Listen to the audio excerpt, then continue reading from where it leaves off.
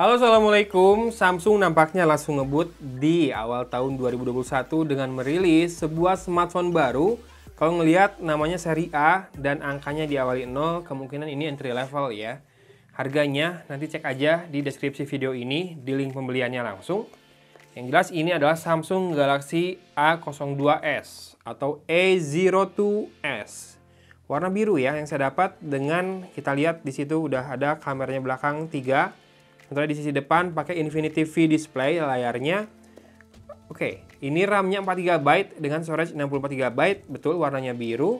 Dan karena tidak ada yang bisa diperlihatkan di balik dari dusnya ini, kita unbox saja dulu ya. Ya, ini dia isi di dalam paket penjualannya. Yang pertama dapat SIM tray ejector seperti ini. Lalu dapat kabel charger dengan output 5 volt 1,55 ampere, 7,8 watt jadinya. Oke, nggak sampai 10 watt. Dan kabel data atau kabel chargernya USB Type A ke USB Type C. Oke, mantap, sudah USB Type C. Ada stiker email, lalu ada, nah ini yang baru nih, berupa buku. Sekarang, quick start guide dan panduan singkat dalam satu buku atau booklet seperti ini. Dan kartu garansi harusnya ada di sini juga sih. Oke, ini dia daftar service centernya. Tuh, Garut sudah ada di Ciledug Raya. Kemudian, ya betul, ini adalah daftar service centernya. Ya, ini kartu garansinya ya. Baru nih si bukunya. Dan ini dia smartphone-nya, masih berbungkuskan plastik seperti ini. Dan ini adalah highlight-nya, octa-core, 8 core berarti ya prosesornya, triple kamera, serta 5000 mAh baterai. Setahu saya, ini juga support 15 watt fast chargingnya, tapi memang dikasih kepala charger yang hanya 7,8 watt. Nah, kita akan lihat back covernya. Kalau yang terakhir seri A0 yang saya unbox kan A01 core ya. Ini finishingnya beda banget sama A01 core. Ini punya prism cut seperti ini. Oke. Ada suara kembang api, malam tahun baru ini saya unbox. Lanjut seperti ini prism cut-nya, finishingnya matte, tidak glossy, saya suka. Dengan beberapa, arah arsirannya beda-beda, jadi membuatnya tampak neat ya. Ini kesannya elegan, kelihatan. Dengan 3 buah kamera di belakang, nanti cek saja spek lengkapnya di sini, kameranya apa saja dan berapa saja megapikselnya atau resolusinya. Sebuah LED flash, dan ini desain dari kameranya sudah mirip dengan flagshipnya punya ya. Tuh, 3 kamera seperti itu. Mirip loh ya, nggak sama. Kemudian, di sisi kanan ada tombol power dan volume rocker seperti biasa. Di sisi atas, dan tetap ada noise cancellation microphone juga. Mantap. Sisi kiri ada SIM tray. Sisi bawah ada jack audio 3,5 mm, mikrofon, port USB Type-C, dan speaker grill berupa 5 buah lubang. Kita akan buka SIM tray-nya. Oke, seperti ini SIM tray-nya, triple card slot ya. Jadi nggak usah khawatir buat yang nggak cukup dengan storage 64GB. Kamu bisa tambahkan micro SD di situ dan tetap dual SIM-nya tidak terganggu ya. Kita akan sambil nyalakan. Layarnya sih 6,5 inci HD Plus PLS TFT seperti biasa. Itu udah mirip IPS lah ya, atau sama levelnya dengan IPS punyanya Samsung PLS TFT ini. Jangan disamakan dengan TFT zaman dulu tentu saja. Dan kabarnya ini menggunakan Snapdragon 450. Memang jadi tanda tanya ya. Setelah kemarin A12 pakai P35 Helio, yang ini pakai Snapdragon 450. Berarti meneruskan prosesornya A11 dan M11. Kalau ditilik-tilik sih, prosesor ini umurnya 3 tahun atau hampir 4 tahun malah ya. Seingat saya 2017 itu sudah ada yang pakai Snapdragon 450. Oke, kita akan setup dulu sebentar ya. A few moments later. Oke, sudah masuk home screen sekarang, dan seperti biasa kalau beli handphone Samsung, awal-awal itu dia banyak download dulu ya, entah itu Play Store-nya, ada configuration update-nya juga, sama aplikasi buat Samsungnya sendiri. Kayak tadi ada Smart Tutor dan juga Live Sticker Indonesia kalau nggak salah. Samsung Cloud juga nih, ada synchronizing, jadi mungkin akan terasa berat sedikit pas baru pertama dinyalakan. Sekarang kita coba dulu untuk face unlock-nya ya. Ya betul, ini nggak punya fingerprint scanner. Jadi, buat unlock-nya menggunakan biometrics, mengandalkan kamera depan saja face unlock. Oke, saya belum nyalain buat raise to wake-nya. Jadi kita akan nyalakan layarnya dengan menekan tombol power. Scanning. Use face recognition to unlock. No face detected. Ulang.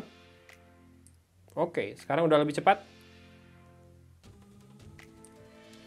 Oke, sudut wajahnya harus pas ya dengan kamera depan. Ya, seperti itu. Tidak terlalu instan, tapi lumayan cepat segitu. Dan ini juga sudah punya Samsung Pay ini. Oke, muncul seperti itu. Tapi sepertinya belum ada sih kalau NFC ya. Kita akan lihat di setting. Connection.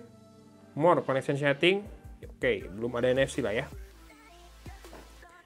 Kemudian kita akan lihat software update. Apakah sudah ada? Karena kemarin Galaxy A12 udah dapat software update loh. Oke, kalian ini belum. Dan dari sini kita bisa tahu kalau security patch levelnya ada di 1 November 2020. About phone. Software information, ya dia pakai One UI Core juga, 2.5 versinya, dan Android 10. Oke, storage yang terpakai 15,5 GB. Jadi, free-nya sekitar, ya betul, 48,5 GB dari 64 GB yang disediakan ya, memorinya. Dan kita lihat kameranya sedikit. Ada live focus, berarti satu lensa belakang adalah depth effect. Foto, apa ini? Bisa zoom. Bisa zoom. Video, dan more. Ada makro ya, dan juga ada mode Pro. Tapi Pro ini bisa untuk pengaturannya hanya ISO, white balance, dan exposure compensation. Tidak ada shutter speed manual, tidak ada fokus manual. Oke. Jadi kameranya kemungkinan 3 itu adalah kamera utama, kamera depth effect, dan juga kamera makro ya. Dengan kamera depannya, setahu saya ini hanya 5 megapiksel. Oke, kualitas fotonya cukup ini ya, cukup natural. Tapi memang ketajamannya tidak bisa terlalu tinggi, namanya cuma 5 megapiksel, tapi masih punya mode ultra wide selfie. Atau enggak wide banget sih, enggak ultra wide ya, wide selfie. Kita akan coba foto. Lalu di mode yang normal, yang lebih sempit. Lalu foto menghadap backlight.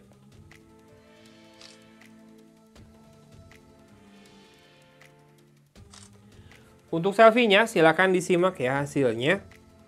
Menurut saya tone warnanya natural, tapi oke. Tadi saya ngerasa shutter speed-nya cepet nangkapnya, tapi ternyata tuh saya keburu ngedip, keburu blur gitu ya. Jadi kalau mau foto depan, kamera depan, usahakan stabil tangannya dan diam dulu. Habis terdengar suara shutter sound-nya, habis cekrek gitu ya, tahan dulu. Biar terambil dengan lebih baik fotonya, nggak keburu ngedip, nggak blur. Ya ini udah lebih baik nih hasilnya, walaupun menghadap backlight tapi tidak jadi gelap ya mukanya. Dan ini yang paling keren selfie-nya dari tadi. Ya lumayan banget ya selfie-nya. Sekarang kita akan coba kamera belakangnya menggunakan beberapa objek. Yang pertama adalah ini, Optimus Prime. Sama ngetes, oke, ini lebih ngezoom. Live focus, bisakah ke Optimus Prime? Oh bisa sih, kelihatan backgroundnya lebih ngeblur. Kalau soal kerapihan, silahkan dinilai saja. Yang jelas harusnya algoritmanya tuh bisa mendeteksi wajah orang ya, biar lebih rapi pinggiran sama background yang ngeblur. Karena ini bukan orang, jadinya ya segitu aja dulu. Dan kita cek detail kameranya ketika mengambil gambar speaker ini. Kita lebih dekat. Oke, maksimal segini nih kayaknya. Oh, ini masih live focus, sorry. Kita pakai yang bukan live focus. Detailnya dapet loh, bagus. Kita coba ambil lebih dekat. Ini masih pakai lensa utama ya. Masih dapat. Nah, oke, makin dekat lagi sudah nggak dapat. Kita coba dengan lensa makro. 3-5 cm. Segini masih dapat nih. Cuma ya karena pasti resolusi lensa makro tidak setajam lensa utama. hasilnya beda. Nih, si Optimus Prime pakai lensa makro, wajahnya deh. Atau ini, kita coba lihat serat kain dari tas serut Galaxy A02s ini. Pakai lensa makro.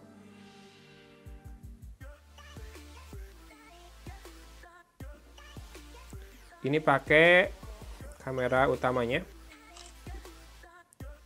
Dan kalau dipakai memfoto teks.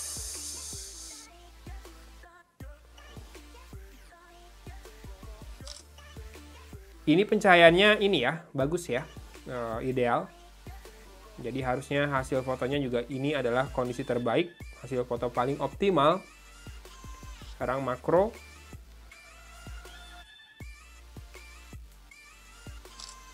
Ya, kamera makro tuh pernah berguna banget buat saya waktu mau minum obat apa gitu ya buat anak waktu itu. Nggak kelihatan si tanggal kadaluarsanya karena kecil banget. Akhirnya saya pakai kamera makro dan kelihatan. Mungkin itu salah satu contoh penerapan penggunaan kamera makro agar berguna di kehidupan sehari-hari ya. Kemudian kita lihat aplikasi yang dibawa Samsung. Bloatware-nya paling Facebook, Spotify, Netflix buat entertainment ya. Sama ada sosmed, TikTok, kemudian Lazada, e-commerce. Sisanya sih dari Samsung semua. Oke, kira-kira seperti itu. Sama dari ini. Dari Google dan Microsoft. Microsoft nih ngasih porsi lumayan besar di smartphone Samsung aplikasinya. Ada Office, OneDrive, LinkedIn, sama Outlook. Kalau kamu pakai SwiftKey juga itu sudah punyanya Microsoft sekarang ya. Kalau saya pakai Samsung sih biasanya nggak pernah ganti keyboard. Pakai Samsung keyboard aja karena clipboardnya enak banget. Bisa taruh gambar dan taruh teks juga banyak banget ya. Nggak otomatis kehapus. Tapi biasanya One UI Core ini buat keyboardnya itu dia nggak punya clipboard. Kita akan coba. Ini adalah emoji. Lalu ini adalah smart content, stickers, music, translation, and YouTube. Tetap tidak ada clipboard ya di One UI Core. Oke, itu dia unboxing dan sedikit coba-coba Galaxy A02s dari Samsung yang terbaru. Looks-nya kece. Cuma dalam paket penjualannya memang aksesorisnya minim ya. Masih dapat kabel charger sama kabel data, tapi tidak dapat casing dan juga tidak dapat headset. Serta juga ini layarnya belum pakai screen protector ya. Jadi extra budget siapin buat screen protector sama casing. Kalau buat yang suka pakai kedua hal itu. Kalau buat yang nggak suka sih ya nggak masalah. Tinggal pakai as it is. Inilah dia smartphone terbaru Samsung entry level Galaxy A02s. Gitu aja untuk smartphone ini, videonya saat ini dari Kota Cimahi. Aku mau undur diri. Wassalamualaikum warahmatullahi wabarakatuh.